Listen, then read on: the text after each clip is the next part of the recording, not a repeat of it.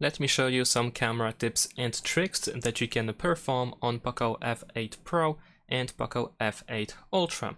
So the first thing that we're gonna do is, of course, open the camera. In here, if you zoom all the way in using 20x or more, you will start using the Ultra Zoom that we can actually toggle by using this icon on the left side. So we can set it to automatic, always enabled, or we can turn it off. It also uses AI in order to improve the quality of the image, and generally this is how it looks like. We also have the supermoon option with the 20x or above.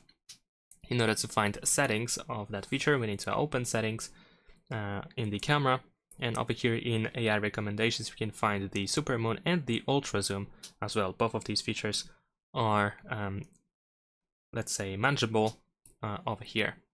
Besides that, while we are in camera settings, we can also find the main camera default focal distance, so you can choose which focal distance should be used by default in the camera, so you don't constantly switch if you don't like the main one, the current main one. If we go to the shutter type, we can find a bunch of different ways that allow you to take a photo. And two of them are definitely worth mentioning: the palm shutter, which allows you to show your hand to the front camera in order to start the timer. And also we have the audio, so the voice recognition. So if you say cheese out loud, if the phone picks it up, you should be able to capture a photo like that with your voice. There's also the additional shutter, of course, which can also be quite convenient to use. Or if you just want to be able to tap anywhere on the camera preview in order to take a photo, then of course we have tap to take a photo in here. Now, in addition to these options, we should be able to find, for example, the motion tracking focus, which is available for the photo mode in the Pro photo mode. This option allows you to identify a subject automatically, or you can double tap to lock autofocus on the selected subject.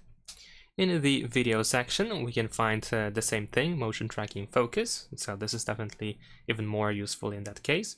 We also have the HDR10+, but one of the best features is actually in audio settings, where we can find the smart noise reduction, so you can reduce the impact of wind or any noise that might be generated in the background.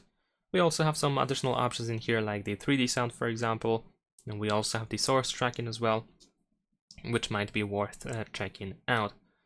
And besides that, in general, we can find some additional customization options as well.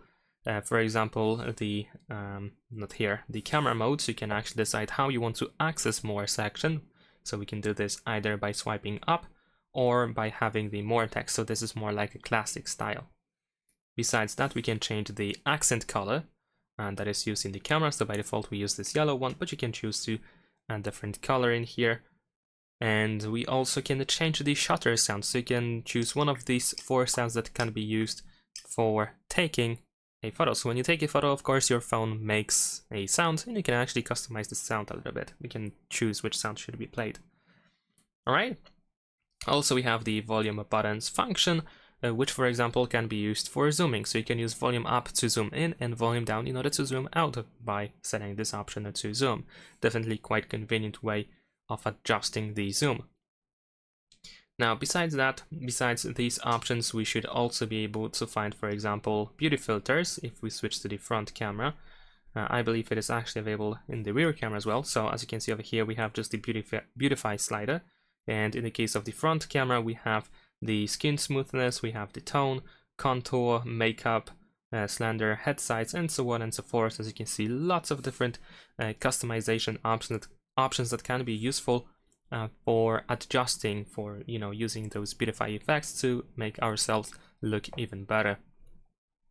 In the video mode, we should be able to find, for example, the Teleprompter, which is a pretty good tool, especially if you record videos a lot and you have some sort of script. So you can use this Teleprompter in order to prepare the text, so you can play it when you record a video, and you don't have to memorize the text, you don't have to walk around with a text or anything like that.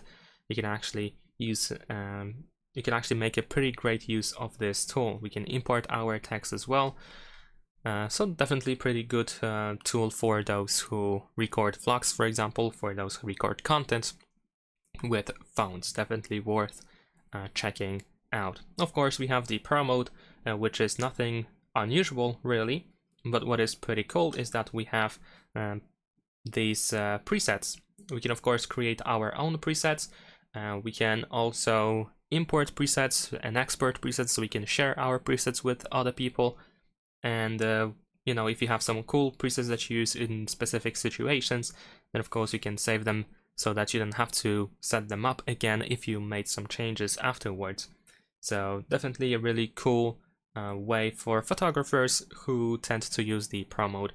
And also, of course, we have the Pro video mode hidden over here. We just have to switch to the video mode in here by using this button in the bottom right corner, just like that.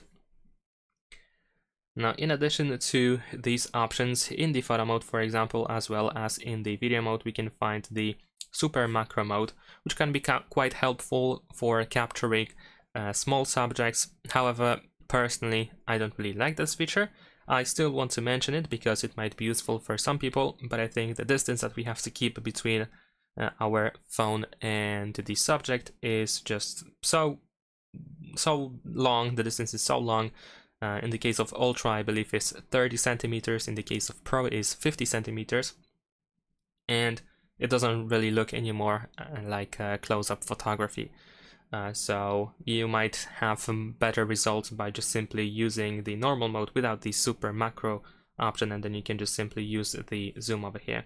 By the way, going back to focal distance, you can actually switch between different focal distances by tapping on 1x, for example, over here. So you can check that out as well. And in order to find more options, of course, we can swipe up, as we know from settings, which can be also changed. But if you, for example, like to use slow motion, you might want to find out how to actually make our videos even slower, which is by increasing the frame rate. And we have three options: 120, 240, and 960 frames per second.